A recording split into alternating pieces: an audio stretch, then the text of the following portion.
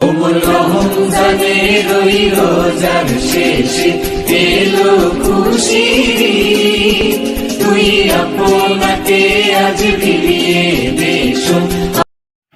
Hello everyone, আসসালামু আলাইকুম। ঈদ মোবারক MK cooking হাউসের পক্ষ থেকে সবাইকে। কেমন আছো সবাই? আশা করি সবাই ভালো আছো। যে যেখানে আছো সুস্থভাবে সারা মাসের রমজান শেষ করে পবিত্র ঈদ উল ফিতরে সবাই ভালো আছো। আজ আমি তোমাদের সাথে পদ্মা বিরিয়ানির একটা স্পেশাল রেসিপি শেয়ার করব। এই হচ্ছে আমার পদ্মা বিরিয়ানি। চলো দেখে নিই এটা কিভাবে তৈরি করছি। এখানে আমি নিয়েছি 2.5 কেজির মতো মাংস, আর এটার মধ্যে দিচ্ছি 7টা পেঁয়াজ কুচি করে পলে নিয়েছি। এখন এটার মধ্যে দিব 3 চা চামচ উঁচা করে শুকনা মরিচের গুঁড়া, দিচ্ছি 3 চামচ হলুদের গুঁড়া,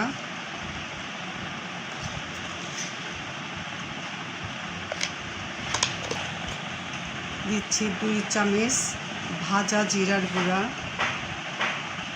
দিচ্ছি 2 চামচ ভাজা ধনিয়ার গুঁড়া, দিচ্ছি 1 চামচ ভাজা গরম মশলার গুঁড়া, দিচ্ছি স্বাদ মতো লবণ ঝাল তোমাদের পছন্দ মতো দিবা। আমি এখানে 3 চামচ লবণ দিলাম। এখন এখানে দিয়ে দিচ্ছি আমি 1 কাপের মতো টক দই,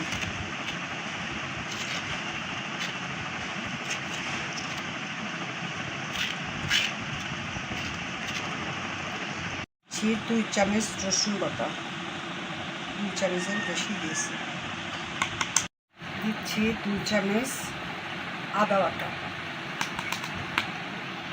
দিচ্ছি ছোটো সাইজের তেজপাতা 4-5টা,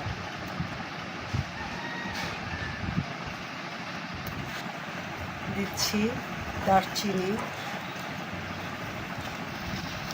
আর এখানে লং আর সাদা এলাচ 15-20টা লং আর 4টা সাদা এলাচ দিলাম। আর এর আগেও আমি গুঁড়া মশলা দিয়েছি, গরম মশলার গুঁড়া। এখন আমি সবগুলো উপকরণ ভালো করে মিক্সড করে নেব। দিচ্ছি সয়াবিন তেল 1 কাপের মতো। এখন এগুলা সব মশলার সাথে মাংসটা সুন্দর করে মাখিয়ে নেব।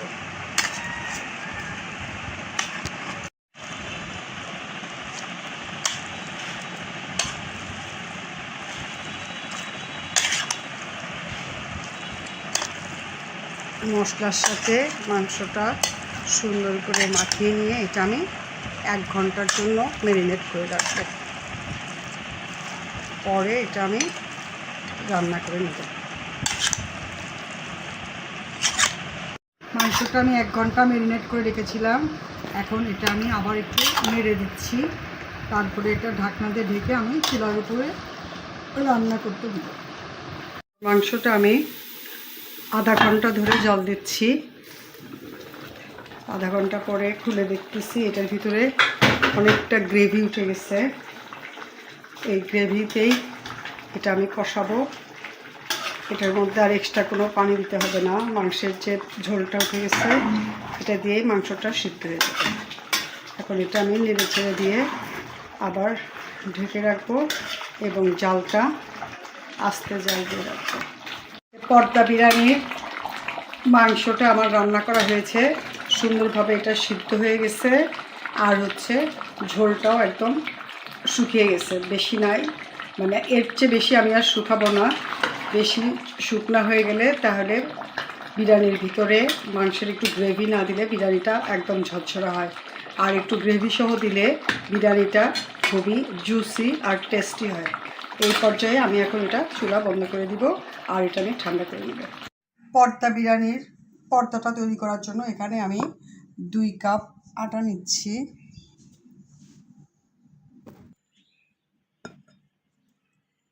2 কাপ আটা নিলাম।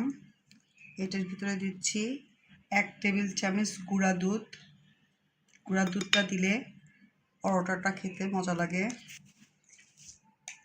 দিচ্ছি হাফ চামচ লবণ ও 2 টেবিল চামচ চিনি।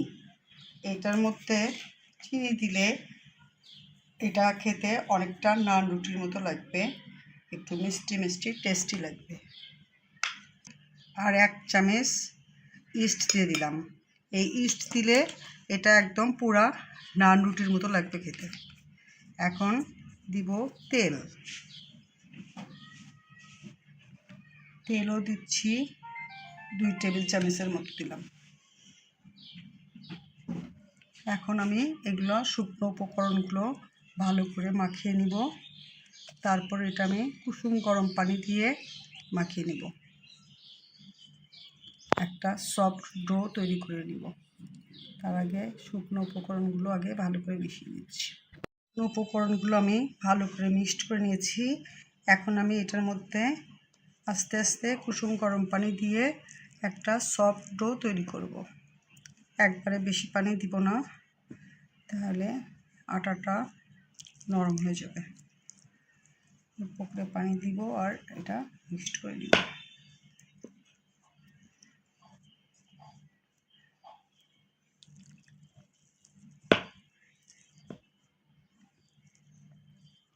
আটাটা আমার সুন্দর সফটভাবে ডোটা রেডি হয়েছে। এখন এটা আমি রেস্টে রেখে দিব। তার আগে এটা আমি একটা পলি পেপার দিয়ে র্যাপ করে দিচ্ছি। এটা আমি এখন যতক্ষণ পর্যন্ত আটাটা ফুলে না যায় ততক্ষণ পর্যন্ত আমি এটা রেস্টে রাখবো। একটু গরম জায়গায় রাখলে আস্তে আস্তে এটা ফুলে যাবে। আর এটা দিয়ে পর্দা বিরিয়ানির পর্দাটা করলে সুন্দর একদম নান রুটির মতো টেক্সচার আসবে, খেতেও এরকম লাগবে। আমি এটা এখন এক সাইডে রেস্টে রেখে দিচ্ছি। বিরিয়ানির রাইসটা তৈরি করার জন্য এখানে আমি পাতিলের মধ্যে পর্যাপ্ত পরিমাণে পানি দিয়েছি এবং এটা আমি বলক দিয়ে নিব। তার মধ্যে দিয়ে দিচ্ছি 2টা দারচিনি, 8-10টা লং, 3টা তেজপাতা আর 4টা সাদা মশলা। এখন দিব এটার মধ্যে একটু তেল দিচ্ছি, 2 টেবিল চামচের মতো তেল। অল্প তেল দিলেও হয়, তেলটা দিলে রাইসটা ঝরঝরা হয়। আর দিচ্ছি লবণ। এখানে একটু লবণটা বেশি দিব, কারণ চাউলটা ফুটে উঠলে পানিটা ফেলে দিব, সেই হিসাবে লবণটা একটু বেশি দিলাম। এখন পানিটা ফোটা ওঠা পর্যন্ত অপেক্ষা করছি। পর্দা বিরিয়ানির জন্য আমি এখানে চিনি গুঁড়া চাউল নিয়েছি। এখানে তোমরা যে কোনো চাউল দিতে পারো, পোলার চাল। আর হলো এটা আমি আধা ঘন্টার মতো ভিজিয়ে রেখেছিলাম। এটাও আমি ধুয়ে নিয়েছি, ধুয়ে নিয়ে আধা ঘন্টা ভিজিয়ে রেখেছি। এখন এটা আমি ফুটন্ত পানির ভিতরে দিয়ে দিব। এটা ফুটে উঠেছে, এখন এটার ভিতরে আমি ধোয়া চাউলগুলো ঢেলে দিব।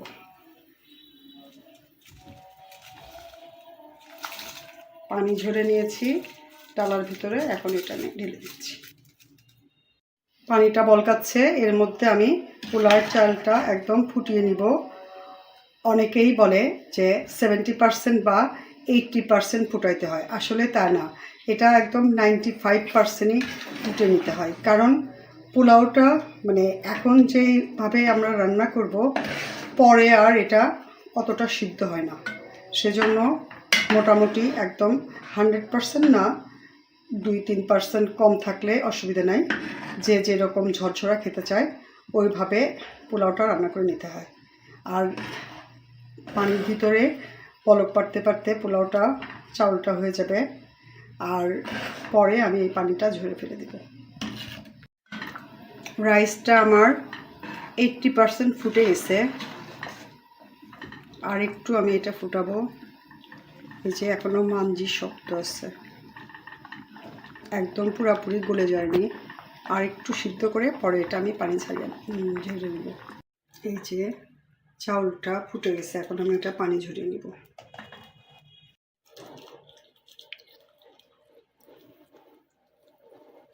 এইরকম করে আমি পানি ঝরিয়ে ভাতটা ছড়িয়ে দিয়ে রাখবো, একদম ঠান্ডা করে নেব।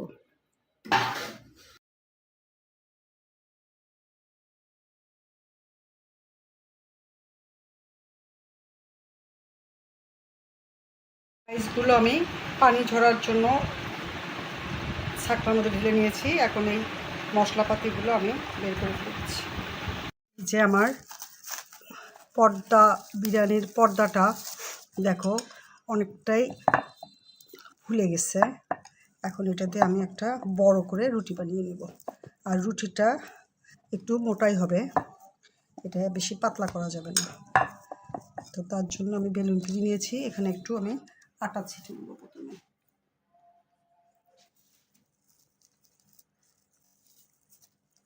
এখন এই আটাটা দিয়ে আমি মোটা করে একটা রুটি বেলে নেব বড় করে।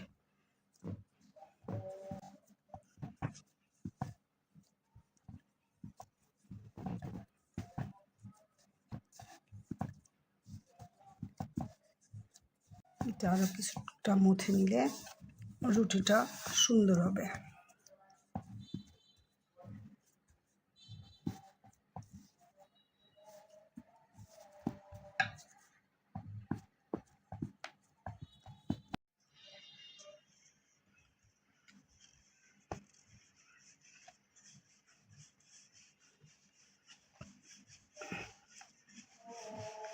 রুটিটা যতটা সম্ভব বড় করতে হবে, কারণ বিরিয়ানিটা এই রুটির ভিতরেই যাবে।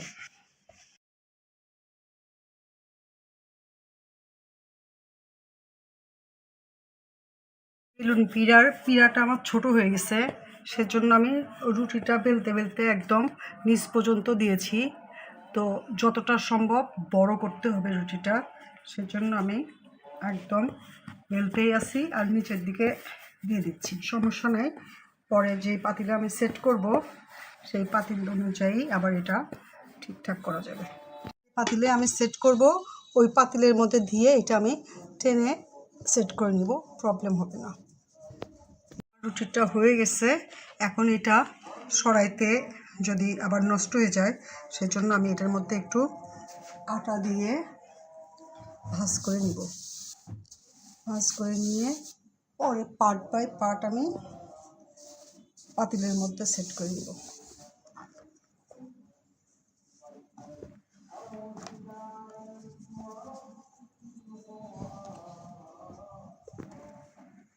এইভাবে আটা দিয়ে নিলে তাহলে পরে আর এটা ছাড়াইতে অসুবিধা হবে না। ভাজে ভাজে পরে সরাই নেওয়া যাবে। ব্যাস, এখন আমি এটা ইজিভাবে পাতিলের মধ্যে সেট করতে পারবো। পাতিলের মধ্যেই আমি পর্দা বিরিয়ানিটা সেট করব, সেজন্য এটার মধ্যে আগে পর্যাপ্ত পরিমাণে তেল দিয়ে ব্রাশ করে নিচ্ছি। তাহলে বিরিয়ানির পর্দার ইয়েটা মোল্ড আউট করতে সহজে মোল্ড আউট করা যাবে, নইলে ছিঁড়ে যাবে। এখন এটার মধ্যে আমি একটু সাদা তিল ছিটে দিচ্ছি। এই তিলটা বিরিয়ানির উপরে, পর্দার উপরে দেখা যাবে। তিল আর একটু কালো জিরা ছিটে দিচ্ছি, তাহলে এটা তাতে নিচে পড়লে সুন্দর একটা সেন্ট হবে, খেতেও ভালো লাগবে। এখন আমি এই রুটিটা আস্তে আস্তে এটার মধ্যে মেলে দিব।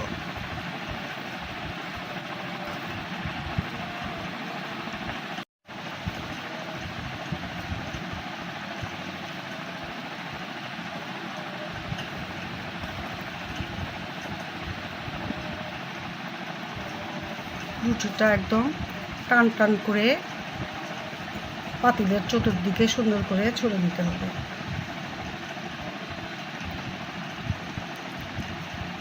এর ভিতরে আমি রুটিটা সুন্দর করে সেট করে নিয়েছি। এখন প্রথমে রাইসটা দিয়ে দিব। রাইস দিয়ে একটা লেয়ার করে দিব প্রথমে।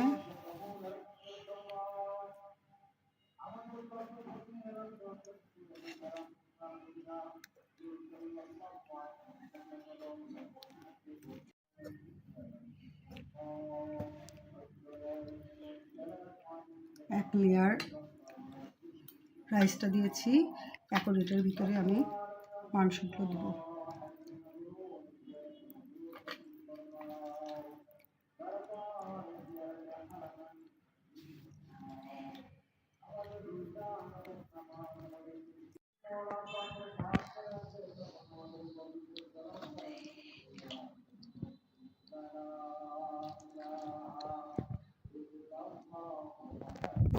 এখন এটার উপরে আমি কাঠবাদাম ছিটিয়ে দিচ্ছি, তারপরে দিচ্ছি কিশমিশ। বাদাম কিশমিশ এগুলো থাকলে দাঁতের নিচে পড়লে খুবই ভালো লাগে। এখানে দিচ্ছি আমি কিছু বাদামের গুঁড়া,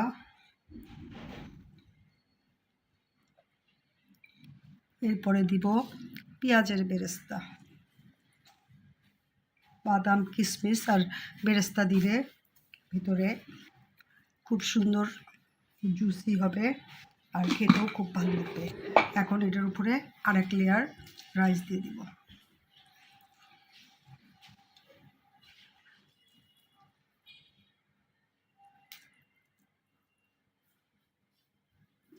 এইভাবে পর্যায়ক্রমে আমি 2 লেয়ার মাংস আর রাইস দিয়ে এই পর্দা বিরিয়ানিটা রেডি করব।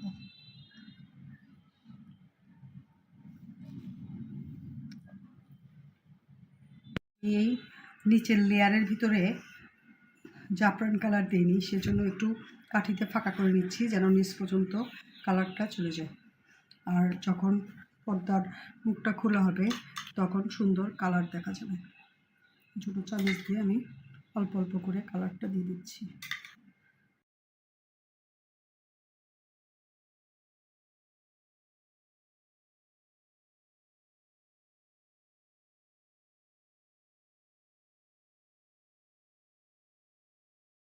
আস্তে একটু কালার হওয়ার জন্য জাফরান কালারটা দিলাম যেন দেখতে সুন্দর দেখা যায়।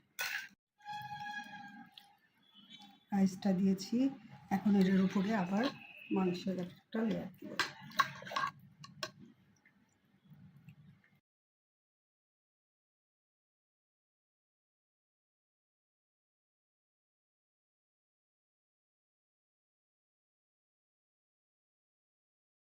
লেয়ার দিয়েছি, এখন এটার ভিতরে আবার আমি কাঠবাদাম কিশমিশ আর কিশমিশ দিয়ে দিচ্ছি।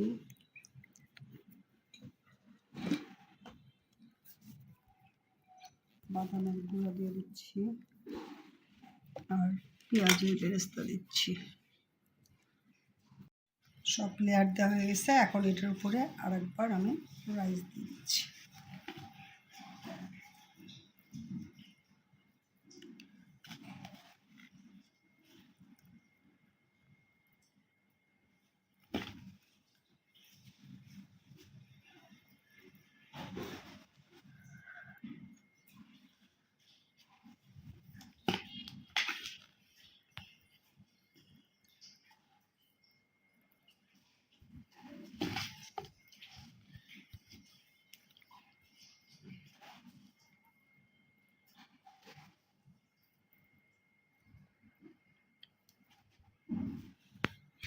দিয়ে দিলাম, এখন একটু কালার দিই।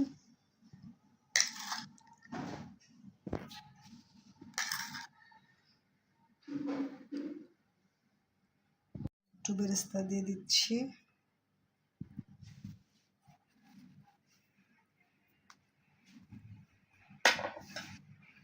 কিশমিশ দিচ্ছি,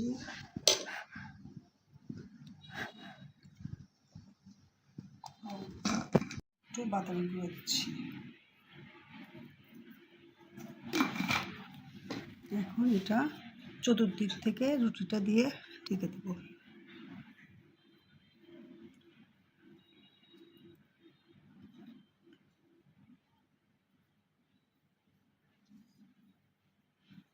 বাস এইভাবে আমি ঢেকে দিয়েছি। এখন এটা আমি চুলার উপরে আস্তে জাল দিয়ে রান্না করে নেব। পদ্মা বিরিয়ানিটা আমার হয়ে গেছে, এই যে ঢাকনা তুলে দেখছি।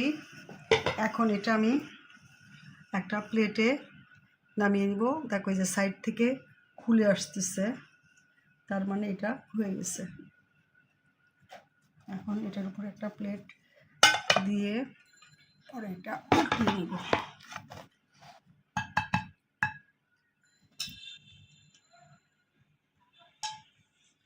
ও ওয়াও, কি সুন্দর হয়েছে পদ্মা বিরিয়ানি।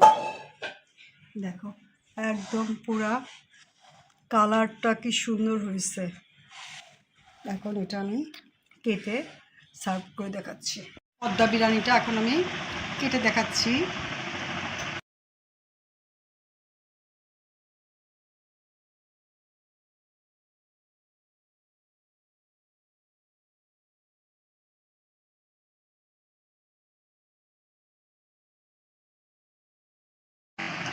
এই যে